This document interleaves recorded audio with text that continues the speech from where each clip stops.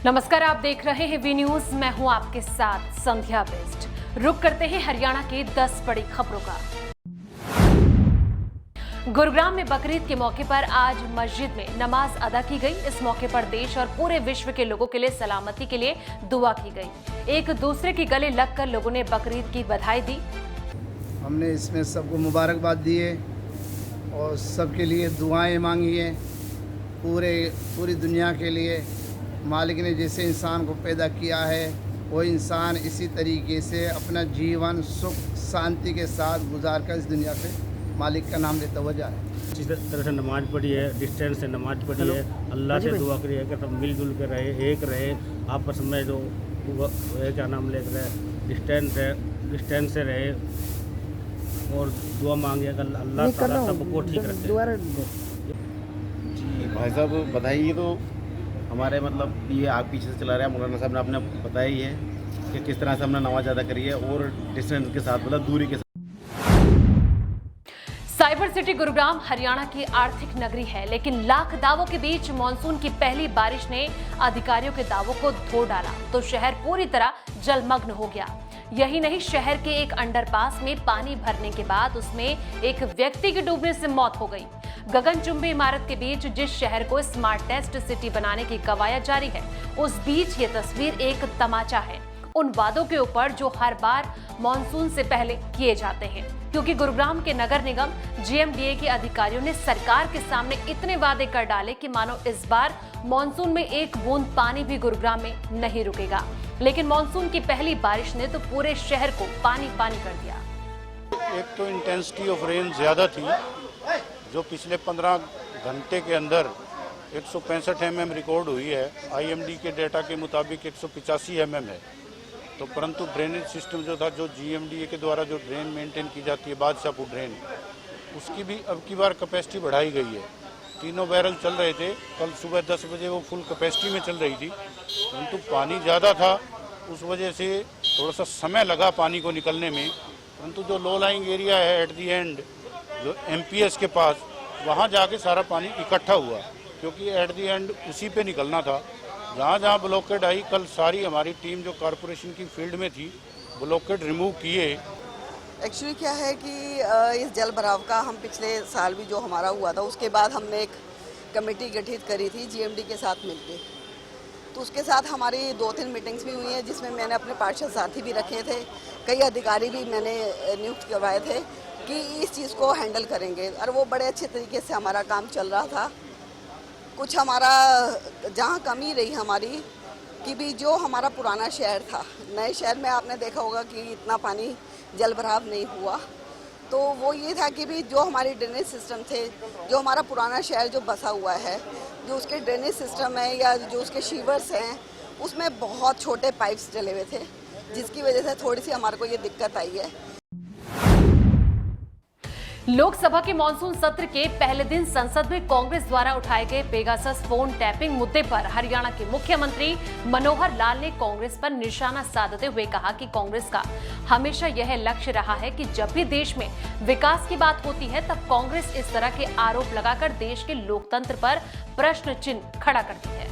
कांग्रेस के ऊपर मेरा सीधा आरोप है, कोई ऐसी बात हमारे खिलाफ कहें, नरेंद्र मोदी जी के खिलाफ कहें या केंद्र सरकार के खिलाफ कहें, जिसका कम से कम देश की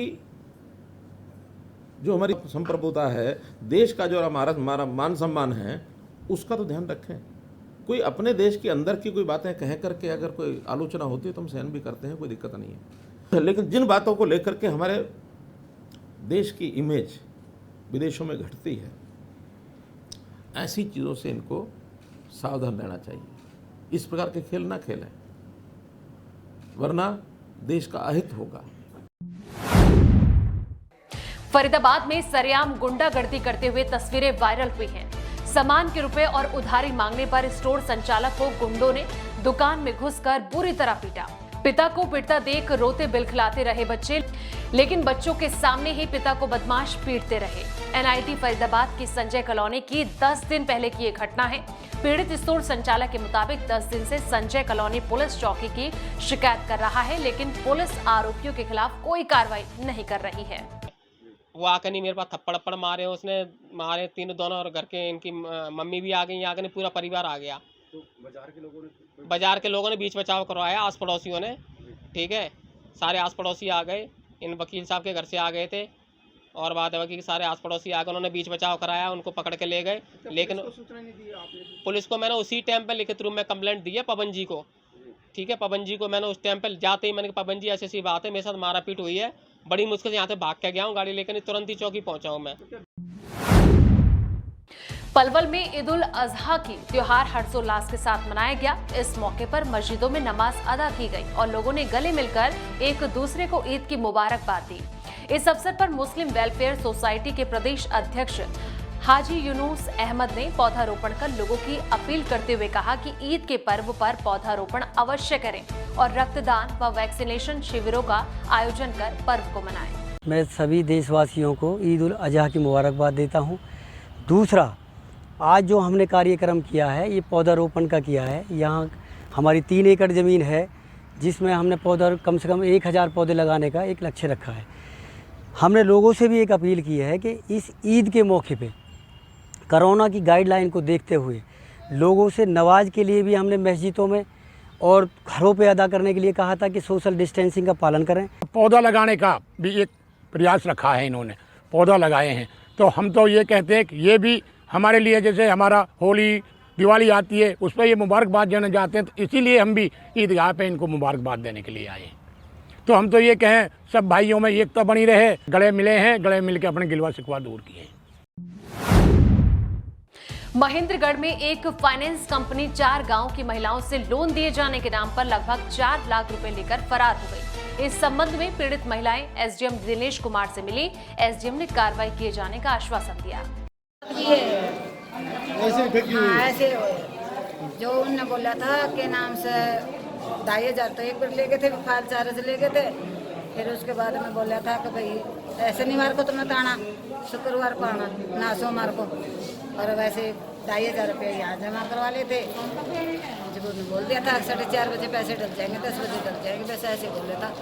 ये सर बोले हमारे यहाँ ग्रुप बनाने के लिए आपका कितने ग्रुप करते हैं? मका 3। बोला कौन सा? मकाई का 6 साल, एक ग्राम शक्ति, एक आरबीएल बैंक से। तो बोले आंटी हम ग्रुप करेंगे 60,000 किलो के देंगे आपको, और 24 महीने की किस्त, 24 किस्त आपसे 2400 रुपये, 2500 रुपये एक बार लिए जाएंगे, 2500 एक बार, 700 रुपये फाइल चार्ज के लिए जाएंगे, 150 रुपये मशीन के पास हम खड़े कर 150 फोटुआ के लिए आया, तो हमारे को 5-5 हज़ार रुपये लेंगे। 10 साल से लोन लेते लेते हमें विश्वास हो रहा है, कोई भी कंपनी हो गई, हम कोई 10 का दे रही, कोई 30 दे रही है, कोई 50 दे रही है, हम कोई तो हमारे से काटता है बीमा और कोई हमसे पहले लेता है, तो हमें विश्वास हो रहा है। तो वो आए थे, जैसे गांव में ग्रुप बनाता है, उनसे इंक्वायरी कर लेते हैं कि किसके घर ग्रुप बनाते हैं, तो उसी के घर वो जाके, और इस आंटी के ग्रुप बन रहा था, इनके ग्रुप बना लिया। हमारा 15 मेंबर है, 15 मेंबरों से हमें बोला कि 2500 रुपया दो, हमें वहाँ दे, क्योंकि हमें विश्वास है 10 साल से ले रहे हैं। फिर हमें बोले कल सोमवार को आना, हमारी 3 मीटिंग हुई है, बोले बीएम आएगा, बीएम आया, हमारी मीटिंग गए, फाइनल करके गया। फिर हम सोमवार को मैं और ये दोनों लेडीज आए, हम 29,000 30,000 रुपया हम 2.5 के हिसाब से कल सोमवार को जमा करके गए हैं। बोले 24 घंटे में आपके पैसे आ जाएंगे। हमने रातों फोन उठाया, मैसेज देखा, रातों फोन उठाया, मैसेज देखा। सुबह जब 10 बज गए ना, तो स्विच ऑफ आया, जब हम भागे बगैर रोटी खाए हुए हम कंपनी में आए तो ताला टूट रहा था। हमारे पास जो जेंट्स आए थे क्योंकि बोले संजीवनी नाम से कंपनी का नाम लेकर कि हम आपको पैसे देंगे। कितने रुपए देंगे? 60,000 रुपये। आप बोले कि आपसे कितने रुपए लिए? हमसे 5,000 रुपये लिए हैं। एक महिला से? एक महिला से? हाँ, एक लेडीज से 5,000 रुपये लिए हैं। एक बार तो लिए है, बोले आपके 2,500 तो कागज कार्रवाई के लिए है, 2,500 का लिए है आप हमारे जमा करने इसका बीमा के लिए, जीवन बीमा के नाम से आप 150 रुपये लिए हैं फट्टू के। प्रदेश में धान की खेती को छोड़कर फसल विविधीकरण के तहत अन्य फसल उगाने वाले किसानों के प्रोत्साहन के लिए शुरू की गई महत्वाकांक्षी योजना मेरा पानी मेरी विरासत के रजिस्ट्रेशन की अंतिम तारीख बढ़ाकर 31 जुलाई कर दी गई। जिला बागवानी अधिकारी डॉक्टर अब्दुल रज्जाक ने बताया कि जिला पलवल में वर्ष 2021-22 के लिए 250 एकड़ भूमि में धान के बजाय बागवानी की खेती करने का लक्ष्य प्राप्त हुआ, जो पूरा कर लिया गया है। और मेरा पानी मेरी विरासत के तहत यह अभियान लगातार जारी है। मेरी पानी मेरी विरासत में जो माननीय मुख्यमंत्री जी के जो आदेश हैं, उनकी पालना करते हुए बागवानी विभाग जिन किसानों ने पिछले साल धान लगाया था, यदि वो किसान धान को छोड़ करके बागवानी की फसलें, जिसमें बाग, सब्जी, फल फूल कोई भी क्रॉप लगाएगा तो 7,000 उसको इस वजह से दिए जाएंगे, उसने धान की फसल को नहीं लगाया इस साल। 8,000 अगर वो सब्जी बागवानी की काश्त में हाइब्रिड सब्जी लगाता है, 8,000 रुपये हम उसको देंगे, टोटल 15,000 रुपये बने। इसके अलावा यदि वो किसान स्टेकिंग के साथ बेल वाली सब्जियों को बांस बल्ली के साथ सहारे लगाता है, उस किसान ने बेल वाली सब्जी 558 बांस लगा करके बेलों को ऊपर चढ़ाया, तो उसको 31,250 रुपये इन 15,000 के अतिरिक्त दिए जा रहे हैं। मैं एक छोटा फार्मर हूँ, जिससे मैंने धान ना बो के मैंने अपनी सब्जी और नेट हाउस लगा के सब्जी से उत्पाद कर रहे हैं। और हरी सब्जी में बहुत अच्छी विटामिन और प्रोटीन होती हैं। और हमारा जो पानी का स्तर बहुत नीचे जा रहा है, पानी की बचत के लिए हम ड्रिप्स प्रणाली यूज़ कर रहे हैं। सरकार के द्वारा जो ये मेरा पानी मेरा विरासत जो स्कीम चलाई हुई है, इस स्कीम के तहत हमने धान की खेती को छोड़कर बागवानी की खेती अपनाई हुई है, सब्जियों की खेती करते हैं। इससे जो है पानी की बचत होती है। फरीदाबाद में स्टोर संचालक की गुंडों ने दुकान में घुसकर की पिटाई, जिसका वीडियो तेजी से वायरल हो रहा है। यह तस्वीरें एनआईटी फरीदाबाद की संजय कॉलोनी पुलिस चौकी इलाके की है, जहां पर एक दुकान के अंदर घुसकर कुछ गुंडे स्टोर संचालक की पिटाई करते दिखाई दे रहे हैं।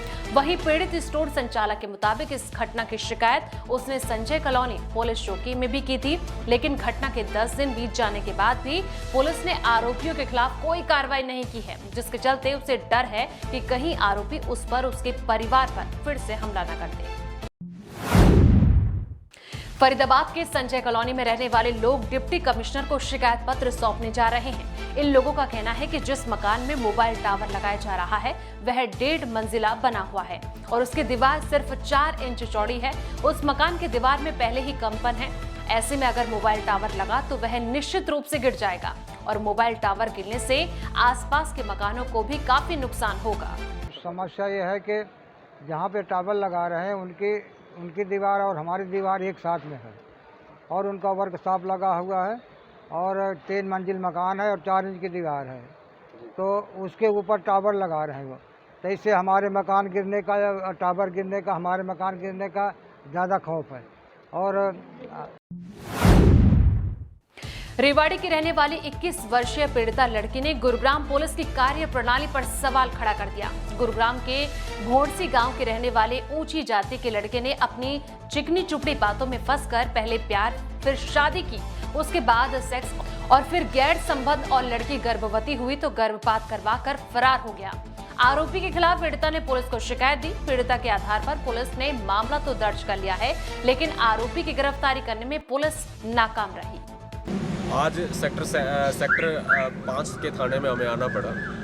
बहुत दर्दनाक वाक़या इनके साथ घटित हुआ है। रेवाड़ी की रहने वाली हैं और दलित समाज से बिलोंग करती हैं। एक राजपूत जाति के लड़के ने, जो कि गुड़गांव के भोंडसी गांव का रहने वाला है, उसने अप्राकृतिक दुष्कर्म भी किया, रेप भी किया, शोषण किया, मारा पीटा और उस लड़के के फैमिली वालों ने शादी का झांसा देकर के ऐसा किया गया और उस लड़के के फैमिली वालों ने जाति सूचक शब्दों से अपमानित किया। मेरे साथ ये वारदात 17 मई को हुई थी। वो मेरे से लड़ाई करके प्रिंस राघव जो भोंडसी का है और मेरे साथ उसने शादी की थी। 2-2.5 साल तक मेरे साथ रहा और 2 बार मेरा अबॉर्शन भी करवा दिया। मेरे साथ अप्राकृतिक जो भी है, मतलब मेरे को हरासमेंट किया पूरी तरीके से। और अब वो 17 मई को मेरे से लड़ाई करके चला गया। उसके बाद मैं उसके घर गई 18 मई को। 18 मई को गई तो मैंने अपनी आप बीती शादी के बारे में हर चीज़ मैंने उसके घर वालों को बताया, तो घर वालों ने मुझे जाति सूचक शब्द कहे, गालियाँ दी।